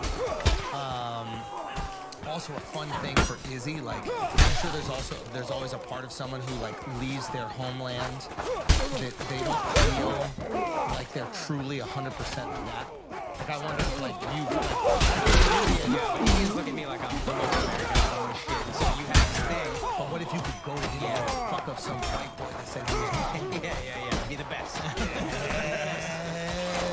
That's anime. Yeah, literally. Izzy, fuck that. Go to high. So here's the other thing that he could do, right? It's like, now you're champ, you've just slayed the dragon. There's not a single person on this planet that they can say that right? And they're probably going to start mentioning the John Jones shit. He's going to be like, John's behind me, and that's why he ran into This is already popping up on my TikTok feed. Is they're trying to, the people are trying to get that. You want the wild one? Let me give you the wild one. Alex Pereira goes up to light heavyweight, wins the belt. Izzy comes up to light heavyweight, fights him again. Double champ. Beats him double champ. Who's the heavyweight champ? John Jones. Izzy goes up to heavyweight, fights John Jones, becomes the triple champ. Nobody's ever done it in MMA. Retire. No. Of course, we want him to go to Hollywood and just make oodles and money. And the damage that gets done by a heavyweight is probably way different than... Of course, but the anime. Can we talk about anime for a second? The anime. Yes, like you were saying, have an anime series based on you, Izzy. Make a lot of money. Go to Hollywood and do that. Another New Zealander, Taika Waititi, who did Love and Thunder. He's also Boys with Izzy, anime. There's your movie. I think he gets the triple belt and then replaces Pereira's kid. The kid comes up and tries to avenge his father. Izzy's really into anime. Getting that get back. The That's kid the will be like revenge. 17 by that point. You know what I mean? He might have some power. Yo. Then it's a fight. Nah, Izzy needs to have a kid, so then it'll be like Creed, and then Izzy's kid comes back. There you go. Come on, bro. Yo, we're great at writing stories. Yo, look at us, dude. Come on. Light work. When UFC merges with WWE, they gotta call us up. Start writing some storylines. Bro, what a great idea for UFC to buy WWE. Not only for like the synergy with the fighters, like you can have the fighters interacting in each other's worlds, which is like the motion. Like go have your heels be heels in WWE. You have access to all those story like writers who are great writers. They know how to write these storylines, right? So you can basically plug them and say, hey, listen, how do we build this one fight between these two guys that nobody really cares about, etc. But also you have like a retirement job for a lot of fighters. So the popular fighters, exactly, that you know have been like honest and done good jobs with the company, but they they don't really have a way of making money after that. Let Nate Diaz go be in WWE. Isn't it still crazy hard in your body wrestling though? Not as hard as real fighting. Fair. Yeah. I mean, that's crazy you even thought it was. Like, wrestlers have convinced us, they're like, it's real. And it's like, no. It's real compared to, like, being an accountant. Yeah, no. The one small pushback I'll give you, I'm mostly wrong. 5%, their schedule is so much crazier. You're wrestling 3 times a week or whatever. That's like 5 times a week. So if you're one of these traveling famous guys, maybe you're popping in, popping out. Yeah. But Yeah, And that would be thumbtacks. You don't want to deal with thumbtacks. What is You a know what I mean? thumbtack? The Hell in a Cell shit. Like, come on, bro. you don't want to see Nate Diaz get a chair to the head. I'm too famous for this. They work with Brock Lesnar. They had Ronda Rousey crossed over. There's a funnel. I mean, Mayweather was up in that. Like, I'm sure But even Connor's done fun it. things like Bad Bunny comes in, and then Logan can be. He's not going at every event, but big stadium things. It's fun. What'd you think of the antics around the fight? Like Trump pulling up. Oh my God! so Trump is funny. winning. Yeah. Trump is winning. Trump is winning. Trump is winning. Yeah. I'm on board. That's the thing, dude. I'm on board. He won me over. He won me over when he won money off of Kid Rock. How do you win money I off? think he bet on Izzy. Oh, did he really? I think there's an interaction between the two of them after Izzy KOs him, and it looks like there's like a pocket, a handoff. Stimulus. If he got that Kid Rock stimulus, dude, if he put money on Izzy, 100%. Apparently, the people I knew that were at the fight, they're like, when they showed Trump on the screen, They went nuts. I heard the same thing. There was the second loudest sound of the night behind the knockout. We were just talking about this in Brilliant Idiots. On Brilliant Idiots, it's like, this is in Florida. This is DeSantis' state. Yeah. His literal state. Yeah. And Trump is going to wash him in Florida. He's going to wash him everywhere. The guy is too It's good. the primary not even gonna be close. You know what else I realize is helpful? The fact that for the last 2 years, we've had a president that is maybe alive, maybe not alive. We're not exactly sure where he is. If somebody came out now and they were like, Biden's good dad, I just didn't want to tell people, right? We'd be like, okay, we're not sure, right? So there's a way that the president can run without a president. Biden just said recently, I'm saying this from Brilliant Idiots, that like, he's like, I would love to do something about gun control. I just have no power to do it. So he's basically saying the position is powerless, and it can run without someone who's coming here as president. So now that Americans kind of know it's just like a fun position, what the fun guy? If it was a smart position, like if it was like head of MIT's research lab for cancer, we don't want Trump, right? But if it's like dean of MIT, Yeah. Get Kid Rock in there. You don't want the fun guy, because a fun guy doesn't know that it's just fun, that he's trying to do shit. Yeah, but he can't, so it's like a baby. They're like, okay, yeah, the plane is Give him not fake big. nuclear codes. 69, 69, There it is. He'll believe it. He won't use it. He'll tell all the other leaders, like, oh, I got the new code. Yeah, 69. It's a big thing. That's what it is. For real. He pokes out a little bit. That's it. So I think he's gonna win. I think it's easy. They gotta lock him up. If they don't, then he wins.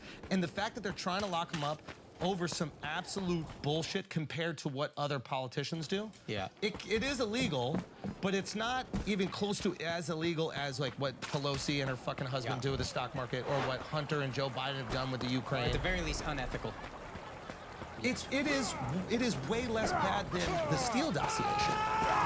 Can we talk about that? Like the Clinton, the DNC paying the Steele dossier, right? So it's like, when you look at what they're doing, I understand why everybody who's in the middle, right? All the people who are like, I don't even like this motherfucker. But I think virtue signaling people that are just complete hypocrites. So because I despise them so much, I'm a ride for this dude. Well, you know what else I think Trump is doing? Additionally, is he's not saying anything about shit going on here outside of like the politicians.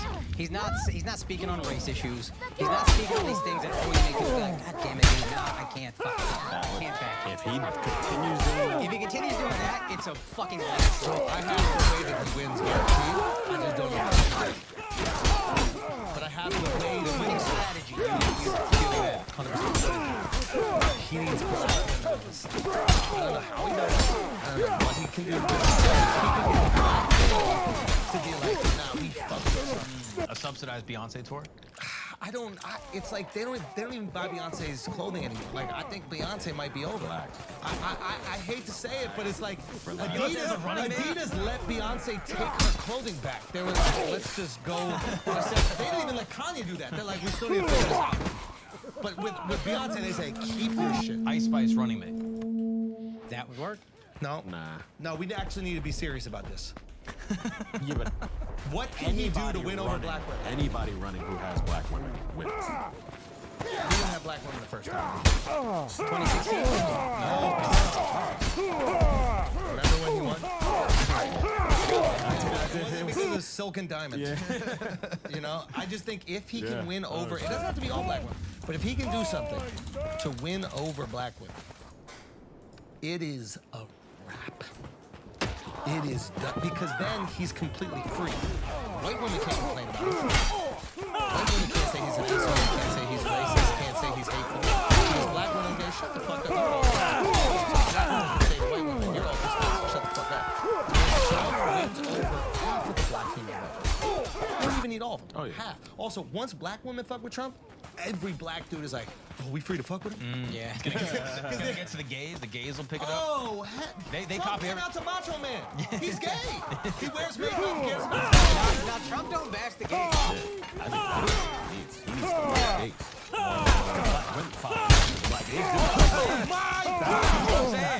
But then he's gonna lose his first round. But half of them are gay already. He needs to come out. They're afraid to come out. But you vote. We need the public admission of support. How do we get that? I've literally been thinking about this since we did the minutes. I'm like, what would be the thing the Trump campaign could do to convince black women that he has their best interests in mind? What do black women care about more than anything? I think it's children. I think it's family. Respect. Check that box. Yeah, he's not the most respectful. But how could he convince them that he wanted the best for their children? Came out, came out and he was like, yo, what if I'll be honest with you, I don't even have a lot of black reparations. Man, if it's everybody black, I'm not saying they're against it. I'm not saying they're against it, but I That heard would cost more. him the white vote, for sure.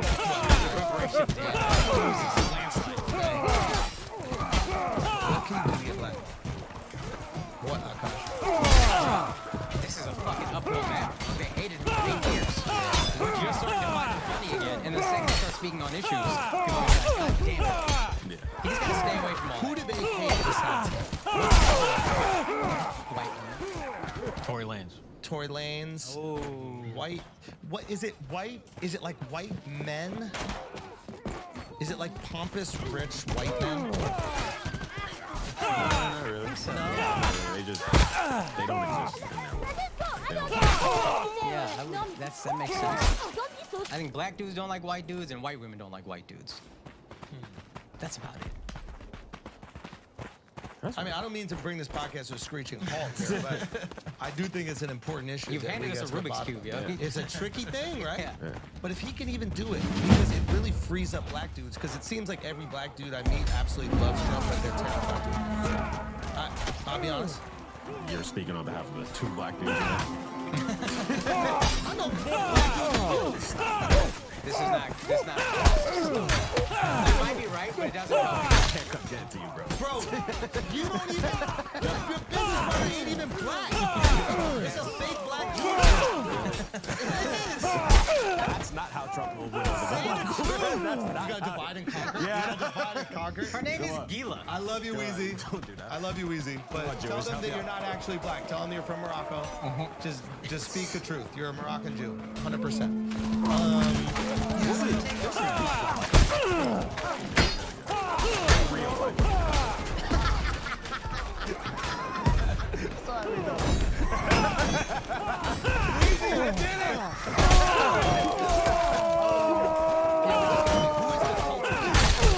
Who are the influencers for black?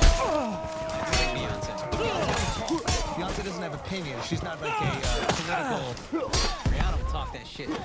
And I feel like you could get Rihanna. I think you could get. I feel like you could get Rihanna. Yo, who did Trump have a motherfucker?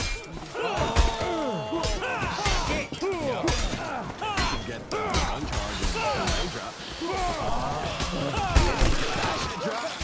Now we talk. Now he can talk when he comes out.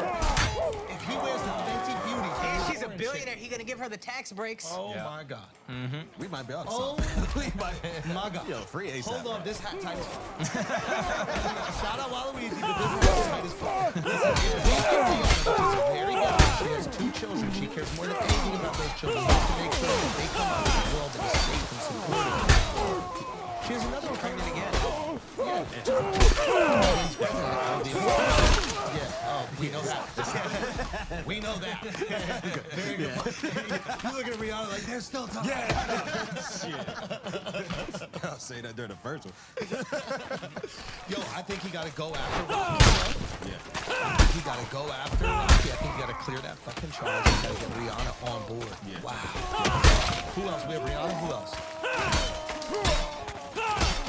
Black female influence.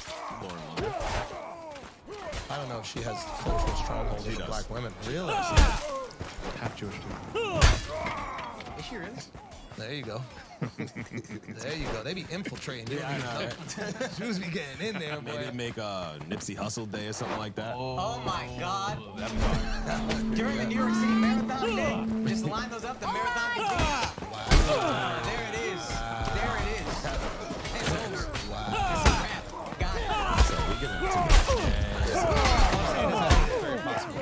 And for whatever reason, I feel like the culture has shifted a bit. Maybe because, like you said, he hasn't really spoken on many issues. Yeah. As long as he's not speaking on issues, he can't be divisive. Yeah. And if he's talking shit about politicians, right. we love it. He's Because right. they're all pieces of And I'm sorry, we can look right now internationally. Trump being there, Honey Dog gonna talk the same shit. He's a couple flyer all shit. He's a wild boy. It's, I also do think that, like, us not looking good is sort of propaganda. I think that, you know, China, I think that maybe Saudi, maybe Russia are doing everything in their power to, you know, put the gas on these stories that come out about, like, here's this union between these different countries. Like, the world doesn't really want to use China as a reserve currency. Like, they can't trust it. It's like they have... Grand Wizard, he might be one of the Oh, shit. He be pushing that propaganda. You be pushing that Grandy, propaganda. Grandy, you gonna break my motherfucking heart, Grandy.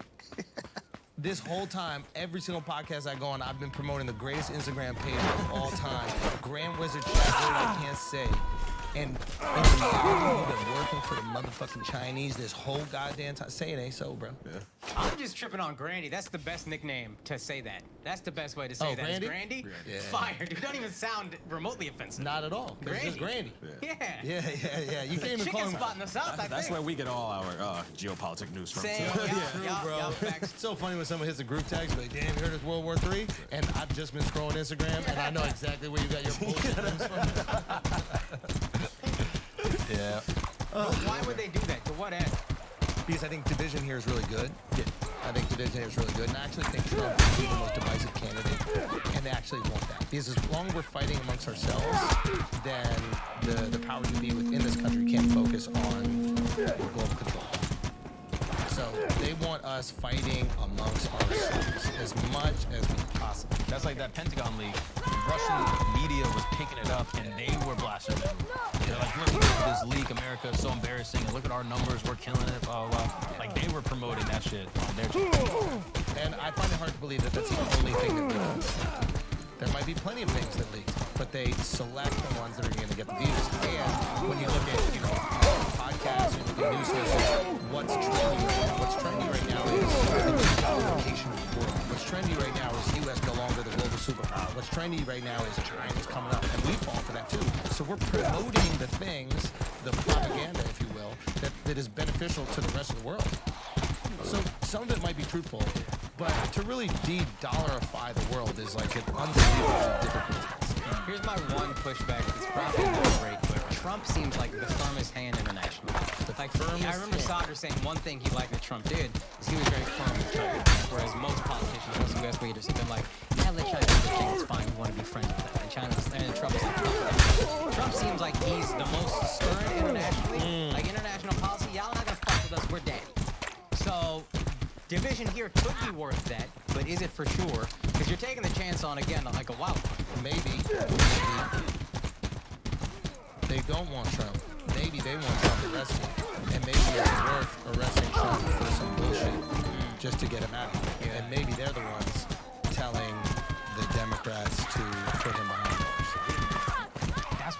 TikTok shit. Is like how much of this stuff is propping up on TikTok, gassed up like crazy. I got a theory about this actually with the Dalai Lama. Okay. So you guys saw the Dalai Lama thing where like he tells the kids to suck his thumb. Can I say? I'm gonna do this guy's great. So, can I say one thing about that real quick? Yeah. That like, and you're never gonna see me on the podcast actually saying this, but China might be right. China might be right about Tibet.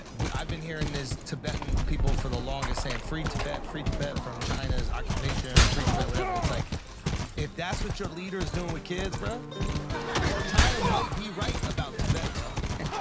China might be right?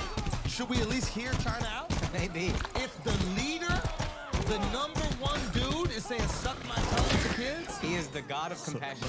Spelled C-U-M-P-A-S-S-I-O-N. I'm just saying, we gotta hear China out. If I'm Xi Jinping, I'm putting this video on TikTok and I'm going, see what I'm talking about? That's this is what what y'all I'm want free? Oh, that's what you're That's what I'm saying. saying. You want this free? You want The weird shit is that this happened in February. Like, it's only popping up now. And so I'm like, oh yeah, China saw it. It's fucking popping up on TikTok. They're propagating it everywhere. That's where I first saw it go viral, was on TikTok. I'd be okay if they invaded Tibet. But with that being said, I'd be okay. Someone need to invade Tibet. Someone need to get him out of here. I think he's just trying to one up Biden. He's taking Biden's rule book. He's trying to be a world leader. And he's like, what does Biden do? He snips little kids. Okay. So now he's going full tongue sucker. Yo, suck my tongue. I mean, yeah, we gotta get Biden out of here too, bro. Like, I'll be honest, if Biden kept up the sniffing, because I think they had the sniffing at bay, but like, if he kept up the sniffing, yeah, where's he getting sniffing? This is what happens to all religious leaders. Do away with all their urges. yeah, Buddhism don't work. Take that, Buddhists. It don't work. That's what happens. Your bro. best. Yo, maybe Young this people. Catholic propaganda. Maybe they're like, yo, this is God saying this. What we're doing is all right. Maybe it's the priest being like, yo, get this out there. Listen. Priests don't do tongue shit. God rest the dead. Priests don't give tongue. Like, that's so gay. That is way gayer. I will say, at least he's giving. At least he's offering something. Priests are just taking fucking monsters. But I will say, it is odd. And God rest the dead. And obviously, great one, Gandhi. But there was that little gay shit going on with him, right? Everybody gets mad pushback. I do get pushback. They act like it's to take away from his greatness that he used kids for fuel to do those things. Yeah. Like, he wasn't eating for so long because he was sucking kids off, right? Like, he could go on hunger. Okay. All right. Let me just say, I'm gonna say it. I don't care. I'm defend Gandhi. I got you. You letting him babysit? Yeah. You gonna come on, bro. Gandhi's been reincarnated in this society. He understands. Maybe he Reincarnated the Dalai Lama. We all Gandhi got married at 13. His wife was 11. 13-year-olds then were not what 13-year-olds are now. Talk that shit. Okay. I'ma just say that. Fucking Blackbird. Huh? Talk that shit, Larry I hate Hall. that I told you about this show. Talk that shit, Larry Hall. 13 now. I'm not saying 1990s 30. I'm saying 1890s 30. Right. 13 back in the day was old, right? That's what we started having. According to Jews, they were adults back then. Back then, you were adults. 13, bat mitzvah, adult. That's what it was. They didn't have this extended childhood. You were an adult. Gandhi's married out the house. That's not what he was doing. He was an adult during adult times, and then he was sleeping with 13, kids in the room. you know how 30 is the new 40? 13 is the old 18. But 13 is the old 18. But what about when he was old and the kids was sleeping in a room with him to test his resolve? Did he do anything? Only they know. There you go. He passed the test. He did nothing. He passed, bro. Yeah, this is to catch a predator. Michael Jackson fucking does right there. 18-year-olds in the But here's the thing. If I got with 20-year-olds, because it's 2 years old. If I got like a chocolate addiction, I'm trying to get over it. Maybe I was smoking chocolate, right? Because that chocolate would be right there calling my name. Right? And I gotta know that I gotta break this chocolate. Trying to win over Yeah, black yeah, women. yeah. This is know what I mean? Trump trying to get the black vote. Yeah. So I love Trump. I think by having the kids in the room, he's admitting to attraction. That's the tricky Oh, part. no. I think people back then were attracted to 13-year-olds. Hey, Because you were getting married at 11. So a 13-year-old then is like a 20-year-old now, 21-year-old now. so you're saying they just carry that attraction until they're older. That doesn't stop. Yeah, they just looked at them as women in a way that we don't. The society this is healthier and better, I'm sure. And you have but also back then you didn't have a childhood where you're like playing with dolls. At like 13, you're a man. Get the fuck out of the house. No, inflation. Inflation happens. Inflation. Yeah, exactly. Inflation. No, that is an interesting thing that you're saying right there. It's a crazy thing to say, but I got to stand on it because it's Gandhi. No, man. It sounds like I'm about to make fun of you. I'm not going to make fun of you. I actually think that's a really interesting argument. But do you think that 15 is the best for him? That's what it is. Okay. As soon as you're ready to have kids, you're a woman. Why wasn't it 18? Like, why didn't you have like an 18-year-old fine bitch? So an 18-year-old, you might be dying 18. 18-year-old back then, you're like 16. I gotta get it. I get No, I'm seeing what you're saying. I get it. I don't get it, but I get it. I see what you're saying. Yeah. Now that last argument I just Yeah, exactly. Yeah. So, 13, she's like 30. Yeah. 13 going on 30. That's what the movie's about. That's exactly what it's about. You guys have seen it. It's a Gandhi biopic. It's him picking up chicks. Bro, that's a great argument for what Gandhi did. He didn't know no better. Son, that was society. He got Back married. then. That was everything. 30 was an old bitch. Son, He was 11. Yeah. He was a kid. I think 13, she had their first kid. If I'm not mistaken, it was 13 and 15, and maybe 17. I could just be making that. But for sure, she had a kid by now. So he was smashing an 11-year-old. That's a fact. As a 13-year-old. That's an important part. He was 13. He was 13. She was Why you 11. keep saying he was an adult? Then later on, when he was an adult, what they say is allegedly, he was sleeping with 13-year-old girls in bed with him naked and not do anything to test his abstinence. No. You gotta understand, those chicks were like milfs. No, don't do that. Yeah. Don't do that. Black people like the same shit. Don't do that. But also, Michael I don't Jackson. believe Michael. You don't believe Mike? No. You crack ass. Soldier's just that good. But he touched them kids. Michael don't need to touch no fucking He touched kids. them. No, those kids have to sleep with Mike. Yeah, it ain't the other way around. He still touched them. No, he didn't touch him. No, he looked. You can't compare Gandhi to Michael Jackson. Yeah. I need to make any music. Yeah, Michael Jackson's way better. He's more talented, but he's not better. Michael Jackson is Infinitely more talented. He has much society. That's true. More people cry for Michael Jackson than for Gandhi. That's Yeah, I false. don't know anybody who cries for Gandhi. No disrespect. That's false. He died in 1946. Did people cry?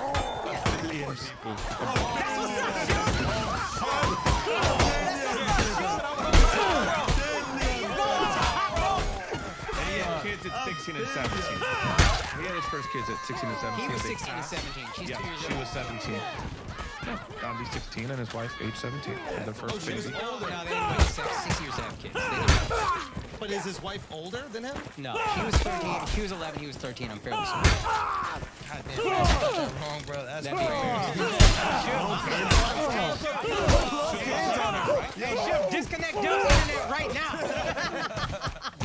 That's racist. You think he controlled the internet? That's fucked up. You really think that Michael Jackson was touching them kids, bro? You think that's why he always had the band-aids on his fingers? You think he was blistered up from it? Nah, they was just biting. No, they bite back. Yeah, that's Kids how kids bite fight. back. Kids bite back. Wow.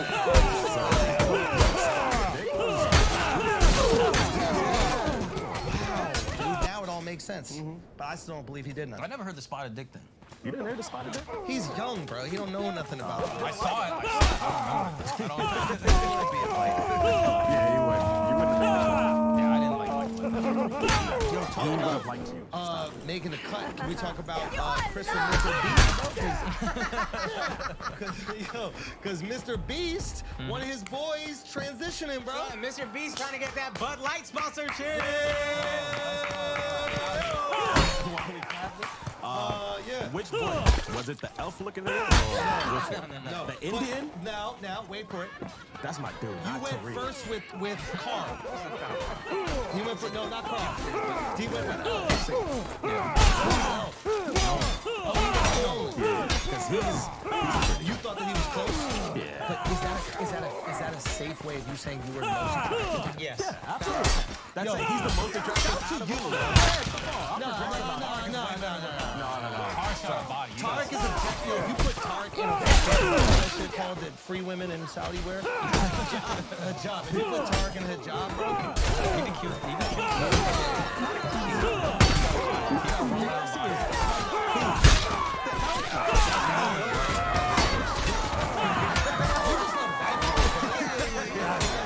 Okay, so you're saying Mr. Beast's channel, all the talent on his channel, you thought that it would be Nolan that would transition first? Yes, he has the most feminine features. Okay, and is he the person that you would most like to fill up his throat with dicks? Ass, probably. I'd start. Really? You want to fill up your ass? That is crazy. That is kind of weird. See, I try to go gay with y'all niggas, and it's just go crazy. Okay. Now you. Obviously. Tarek, that's the cutest. Close enough. Yeah. Tarek, I'm upset. Or Jimmy. Or Mr. Beast You himself. star fucker. I'm just saying, bro. He's got all the technology. We already planned to leave you, Sean. Go to Mr. Beast. He might be, I'm just saying, he might be the hottest. He's got all the technology. He's got all the You connections. think that Jimmy's better looking than Tarek? With the technology, yes. You're out of your With the mind. technology, You're bro. out of your fucking You're mind. objectively, you think Jimmy Yes. is better He's looking. really trying to go to Bro, 18. dick rider. You dick riding. You don't have a dick when I'm riding it. Bro, there will be no dick there. I'm clip riding. You don't know. Sometimes I like to keep it like a fin. I think. If he did it as a challenge video, I think he's got it. Bro, should they sell it? You saw it. Tarek and Nolan, bro. I don't know what this is right now, man. I'm getting a little nervous. So who you like? Nolan is beautiful. He's a pretty little bitch. Yes. The easiest one that can transition. I put Nolan in a sundress, walk him down the Ave. Dude, it's over, bro. We collect 1,500 a night easy with that. Now, Tarek is a little bit more exotic. Yeah. He's a little bit more exotic. And I feel like, look at that. That's bad pictures. Yo, you a hater, bro. For real. No, you a hater for real, bro. You like this one? You like when he brings you cash? Nah, get him in the nurse outfit, because that's what he's transitioning to. Wait, which one? Right Down, no, down to the left. Down to the left. Damn, left, how you left, spot left. that out? Come on, son. I got that. Right there. Go that. Come on, to the this left. one? Yeah.